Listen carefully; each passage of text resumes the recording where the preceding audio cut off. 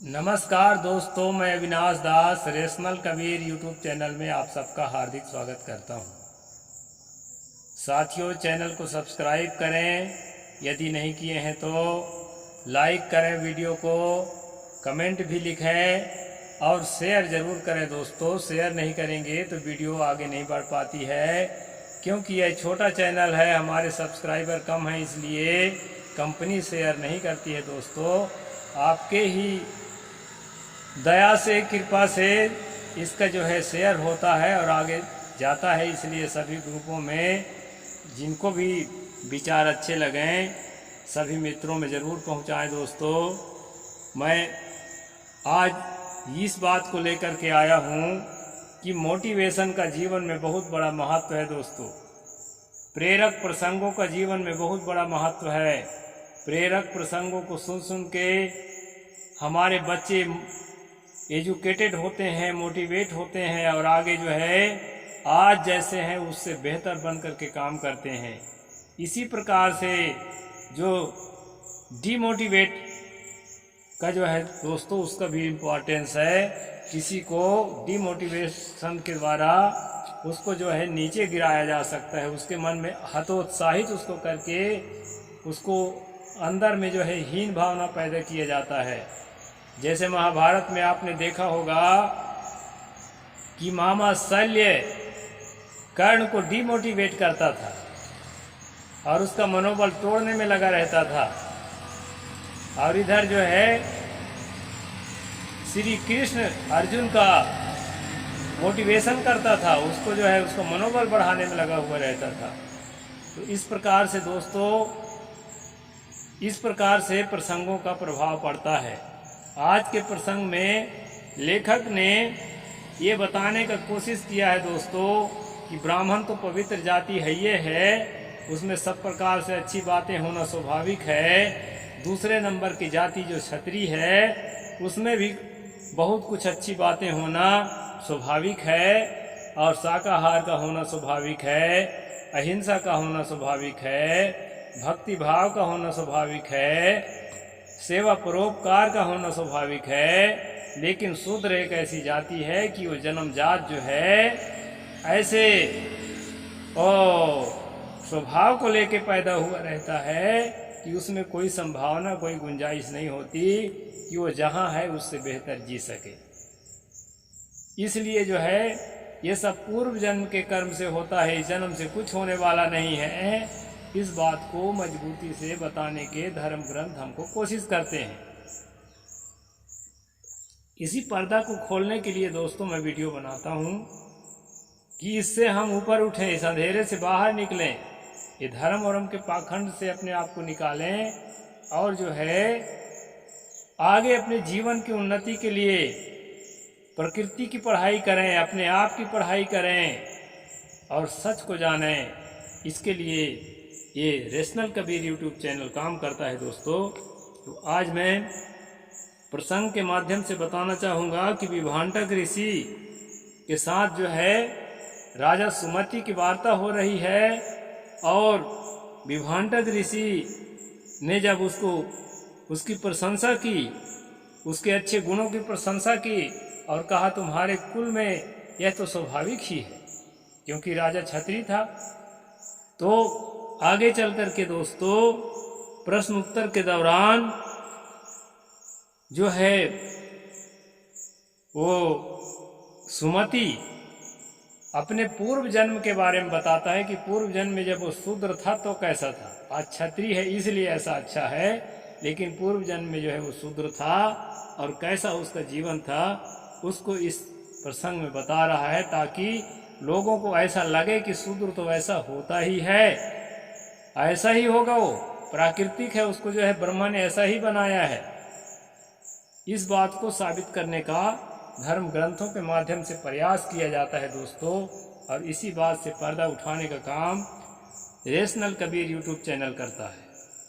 तो देखते हैं यहाँ पर सुमति ने विभांटक ऋषि से क्या कहा है। शृणुषु भगवन् यत् पृच्छसि वदामि तत् आश्चर्यं यत् लोकानां वयोश्चरितं मुनेः। ये 27 नंबर श्लोक है तृतीय अध्याय का महात्मा वाल्मीकि रामायण। भगवान सुनिए, आप जो कुछ पूछते हैं वह सब मैं बता रहा हूँ मुने। हम दोनों का चरित्र संपूर्ण जगत के लिए आश्चर्यजनक है। हम दोनों का मतलब राजा सुमति और उसकी पत्नी सत्यवती का। हम दोनों का चरित्र जगत के लिए आश्चर्य में पड़ जाने वाला है। यानी अरे कहाँ से कहाँ हो गया, ऐसा लोग आश्चर्य में पड़ जाएंगे, ऐसा चरित्र है। क्योंकि इस जन्म में आप हमें जिस रूप से, जिस पवित्रता में देख रहे हैं, जिस महानता में देख रहे हैं, उसके ठीक विपरीत हम दूसरे जन्म में कैसे थे उसको यहाँ बता रहा है दोस्तों।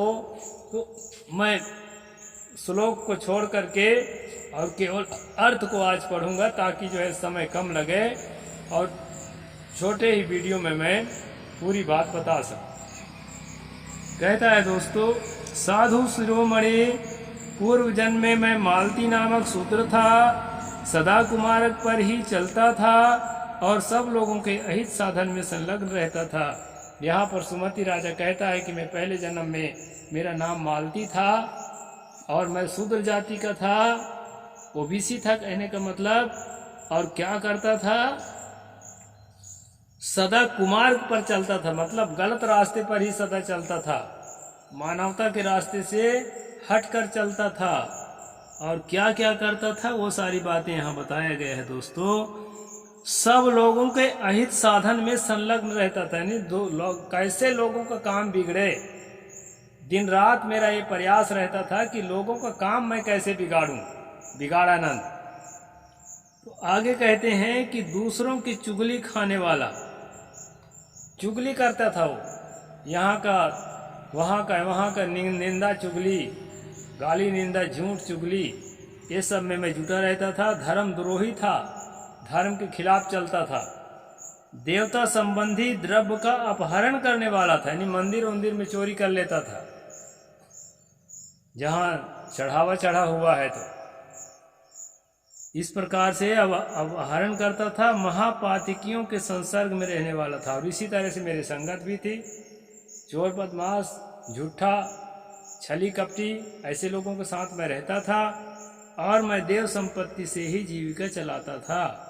यानी जो है ब्राह्मणों के घर की चोरी करके या मंदिरों की चोरी करके या बदमाशी करके, लूटपाट करके मैं अपना जीवन जीता था।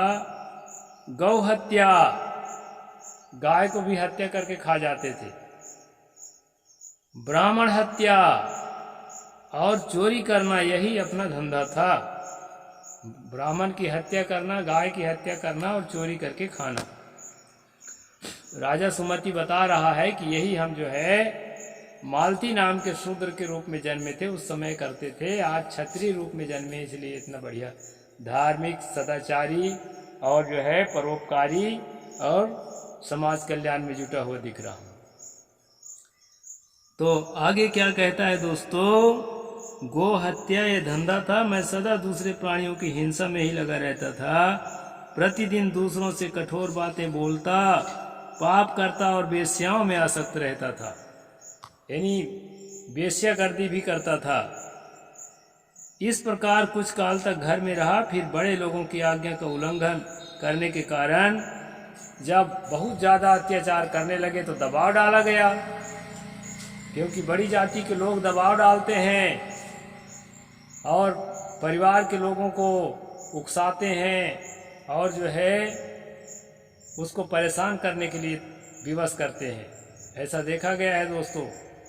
तो फिर परिवार वालों के साथ जो है दुखी होकर के वह जो है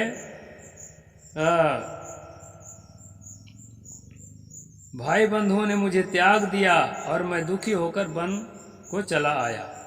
दुखी हुआ और जंगल में चले। वहाँ प्रतिदिन मृगों का मांस खाकर रहता था और कांटे आदि बिछाकर लोगों के आने जाने का मार्ग अवरुद्ध। जंगल में भी जाके भी वही बदमाशी करने लगे कि जिस रास्ते से पगडंडी रास्ते होते हैं जंगल में, लोग आते जाते हैं, उसमें जो है कांटा बिछा देने लगा।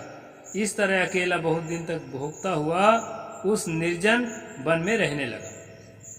तो साथियों, यहाँ बताने का कोशिश किया है राजा सुमति को पात्र बना के कि राजा सुमति पिछले स्ट्रीम में बताए कितना अच्छा आदमी है, उसका कितना अच्छा चरित्र है, लेकिन वो बताता है कि लोगों को आश्चर्य होगा कि मैं पिछले जन्म में शूद्र था तो वैसा नहीं था, यानी अब क्षत्रिय जन्म में पैदा हुआ हूँ इसलिए ऐसा हूँ।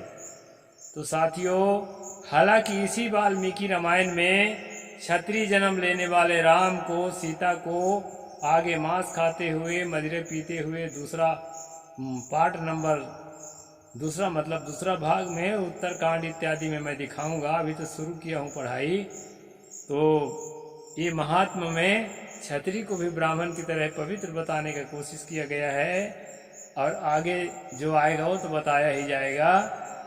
और जो है शूद्र को हर तरह से भ्रष्ट और गिरा हुआ, छल कपट में लीन, दूसरों को नुकसान पहुंचाने वाला और दूसरे के रास्ते में कांटा बिछाने वाला और चुगली करने वाला, झूठ बोलने वाला, मांस खाने वाला, मदिरा पीने वाला, इस प्रकार से सब तरह से जो जितने बुरे कर्म हैं वो सब जो है शूद्र के जीवन में स्वाभाविक जो है यहाँ दर्शाया गया है। क्योंकि शूद्र जो है यही सब करता है जीवन में, क्योंकि वो पिछले जन्म का ऐसे ही जीवन जीने के लिए अपना कर्म बना रखा है। ये जो है किताब के माध्यम से लेखक बताना चाहते हैं दोस्तों, और इस सब को जो मैं एक्सपोज करता हूँ। रेशनल कबीर यूट्यूब चैनल का यह काम है कि सच्चाई को सामने रखना और धर्म रूपी पाखंड से मनुष्यों को निकल करके और जो है तर्कशीलता की ओर, वैज्ञानिकता की ओर ले चलना और देश को उन्नति की ओर ले चलने में अपनी भागीदारी सुनिश्चित करना। तो साथियों, वीडियो को पूरा आपने देखा, इसके लिए बहुत धन्यवाद के पात्र हैं, और शेयर जरूर करना दोस्तों, ताकि अन्य लोगों तक भी पूरे वाल्मीकि रामायण शुरू से आखिरी तक पढ़कर मैं सुनाऊंगा। अभी शुरू किया हूँ, जितना सुना सका हूँ सुनाया हूँ और सुनाता चला जा रहा हूँ। और जहाँ अच्छी बातें हैं उन बातों की प्रशंसा भी करूँगा, क्योंकि अच्छी बातों को प्रशंसा करना हमारे कबीर पंथ का एक पहचान है, और बुरी बातों को अस्वीकार करना भी कबीर पंथ का पहचान है दोस्तों। तो इस तरह से मैं पढ़ करके आपको सुनाऊंगा, सुनाता रहूँगा।